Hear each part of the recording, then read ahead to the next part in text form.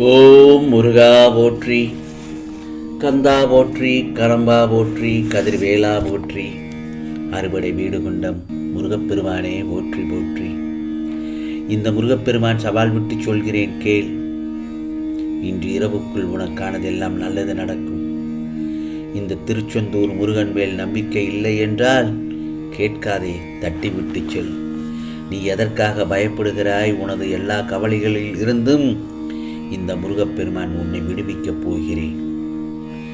எல்லா திசைகளிலும் நான் உன்னை சூழ்ந்து இருக்கும்போது நீ எதற்காக பயப்படுகிறாய்? நீ எனது பிடியிலேயே இருக்கிறாய். நானே உனது தந்தை, உனது பாதுகாவலன் நான் தானே. பின் எப்படி உனக்கு துன்பம் நேர நான் அனுமதிப்பேன்? வெறும் பேச்சுக்காகவா நான் இருக்கிறேன்? உனது எல்லா கவலைகளில் இருந்தும் உன்னை எப்படி விடுவிக்கிறேன் என்று மட்டும் நீ பொறுத்திருந்து வா. ஆம் சொல்லமே, கவலைப்படாமல் இரு. என்னுடைய அனுமதி இல்லாமல் எதுவும் நடக்காது.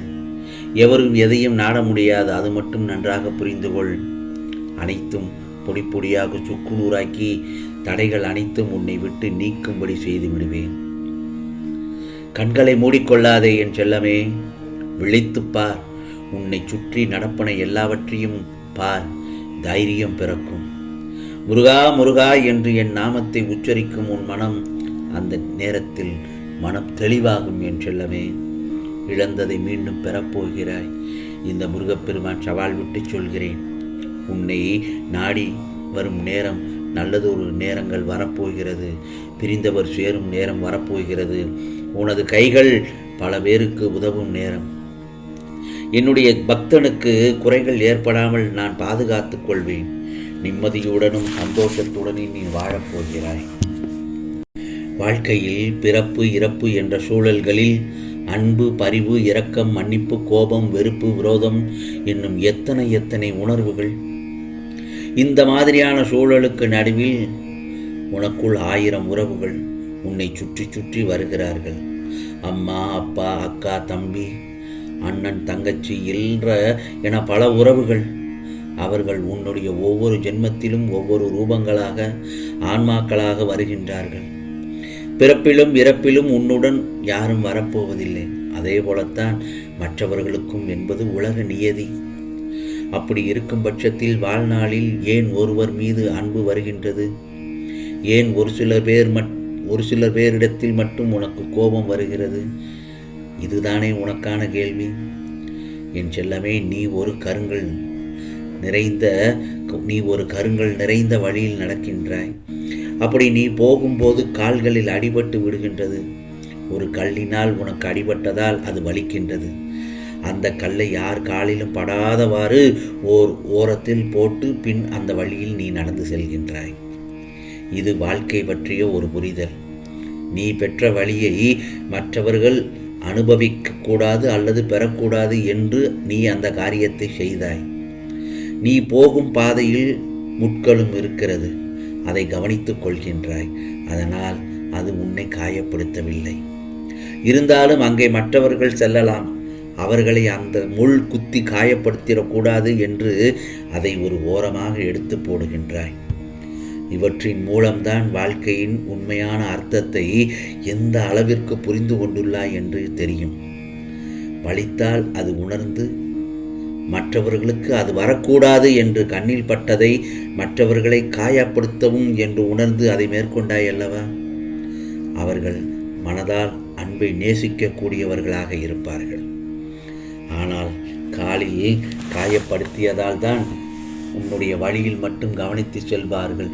தன் வழியில் கவனித்து செல்வார்கள்.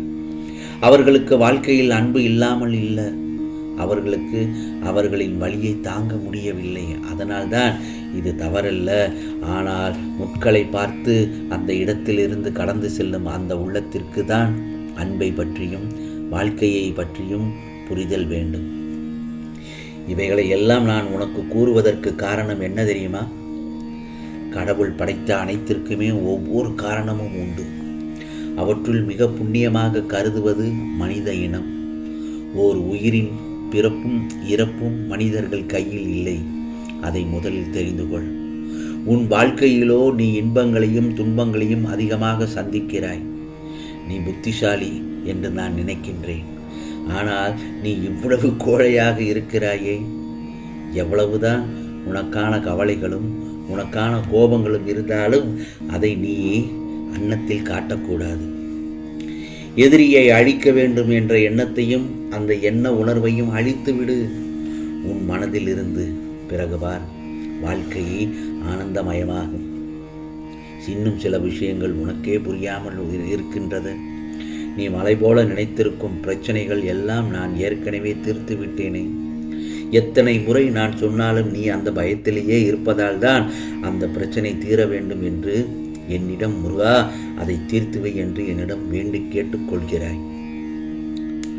பிரச்சனை என்று வந்துவிட்டாலே ஒரேடியாக பயந்து விடுகின்றாய். ஏன் பயப்படக்கூடாது? அதை நீ இப்போதே விட்டுவிடு. அந்த பயத்தை இனி வரப்போவதெல்லாம் உனக்கு வசந்த காலம்தான். ஆம் செல்லமே, வாழ்க்கையில் நீ எதையெல்லாம் நிரந்தரம் என்று நினைத்து கொண்டிருந்தாயோ அவையெல்லாம் நிதர்சனம் இல்லாத பொய்கள் என நீ புரிந்து கொள்ளவே இவ்வாறான வேதனைகளும் சோதனைகளும் உனக்கு தரப்பட்டன. நீயோ வெகுளியாக இருக்கிறாய். உன்னை சுற்றி இருப்பவர்கள் யார் நல்லவர்கள் யார் கெட்டவர்கள் என நீ அறிந்து கொள்ளவே அதற்கான சோதனை கட்டத்தை இந்த முருகப்பெருமான் உனக்கு உருவாக்கி தந்தேன். அவர்களால் நீ பொறுமையையும் நம்பிக்கையும் இழந்து உள்ளாய். சில இடங்களில் அவமானமும் பட்டுவிட்டாய். ஆகவே அந்த கெட்ட காலங்களை நீ நினைத்து பார்க்க வேண்டாம். ஏனென்றால் காலங்கள் எல்லாம் மாறிவிட்டன. இனி நீ நன்றாக வாழப்போகிறாய். இனி வருவன எல்லாம் தென்றல் வீசும் காலம்தான். என்னுடைய வலது கையை கொடுத்து உன்னை தூக்கி நிறுத்தி உள்ளேன். நான் உன்னை தாங்கிக் கொண்டிருக்கிறேன் என்பதை உணர்த்துவதற்காகத்தான் பலமுறை உன் கோரிக்கைகளை நான் நிறைவேற்றி தந்தேன். அதை நீ பல தருணங்களில் மனதார உணர்ந்திருப்பாய். இக்கட்டான நேரங்களில் எல்லாம் உன் கூடவே இருந்து உன்னை காப்பாற்றினவனே இந்த முருகப்பெருமான் நான் தானே. கூப்பிட்ட நேரத்தில் எல்லாம் பதில் குரல் கொடுத்தேன். இவையெல்லாம் நான் எதற்காக செய்தேன்? நீ எப்போதும் ஆனந்தமாக இருக்க வேண்டும் என்பதற்காகத்தானே செய்தேன். ஆனந்தம் மன மகிழ்ச்சியாக இருக்கும் போதல்லவா வருகிறது. மன மகிழ்ச்சி எப்போது வருகிறது? உனக்கான கோரிக்கைகள் அனைத்தும் நிறைவேறிய பிறகுதானே வருகிறது. நீயோ நான் முடித்துவிட்ட பிரச்சனைகளை இன்னும் முடிக்கவில்லை என தவறுதலாக புரிந்து கொண்டு இன்னும் துக்கத்திலேயே இருக்கிறாய்.